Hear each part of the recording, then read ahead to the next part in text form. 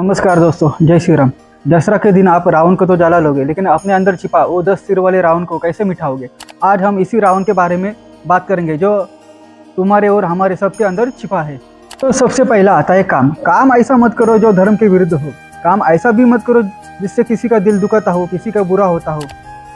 गरुड़ पुराण में लिखा है कि कर्म के अनुसार ही मनुष्य को स्वर्ग और नरक की प्राप्ति होती है।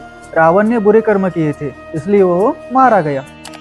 दूसरा है मोह। हिंदू धर्म में मोह को अज्ञान के रूप से जाना जाता है, यानी दुख देने वाली बुद्धि कहा जाता है। मोह का अर्थ होता है किसी सजीव या निर्जीव वस्तु के प्रति आस होना। भगवत गीता और गरुड़ पुराण के अनुसार मोह मन से उत्पन्न होता है और सांसारिक चीजों में आसक्ति पैदा करता है। तीसरा है लोभ। लोभ का अर्थ होता है लालच। संपत्ति और वस्तुओं को अधिकार करना ही लोभ होता है।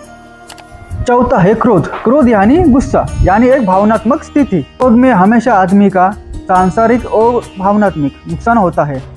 अभी पांचवा है बुराई। बुराई करने से रिश्ते कमजोर हो जाते हैं।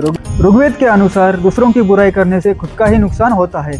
अभी छठवां है अहंकार। भगवत गीता के अनुसार अहंकार यानी मैं और मेरा, इस बात को करना यानी अहंकार होता है, यानी घमंड करना। अहंकार करने से मनुष्य दुख और विपत्तियों को न्योता देता है। अभी सातवां है स्वार्थ। स्वार्थ का मतलब होता है स्व। स्व यानी अपना, और अर्थ का मतलब होता है हित। इसका मतलब होता है स्वयं के लिए जुड़ा हुआ मनुष्य। दूसरों की परवाह किए बिना केवल अपने हित के लिए जो आनंद और कल्याण के बारे में सोचता है, वही मनुष्य स्वार्थी होता है। आठवां है ईर्ष्या। ईर्ष्या मतलब दूसरों की तुलना करना। अभी ईर्ष्या तब पैदा होती है जब दूसरों के पास सब कुछ है, वो अपने पास नहीं है। हम चाहते कि वो उसके पास ना हो, सिर्फ अपने पास हो। उसको कहते हैं ईर्ष्या, यानी तुलना करना, एक दूसरे के में भेदभाव करना।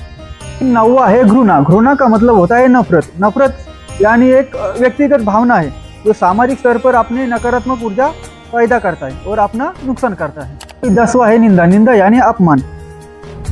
निंदा करने से मनुष्य पाप का भागीदार बन जाता है। गरुड़ पुराण के अनुसार निंदा करना एक अधर्म का काम होता है। ऐसा काम करने वाले व्यक्ति को परलोक में कड़ी से कड़ी सजा दे दी जाती है।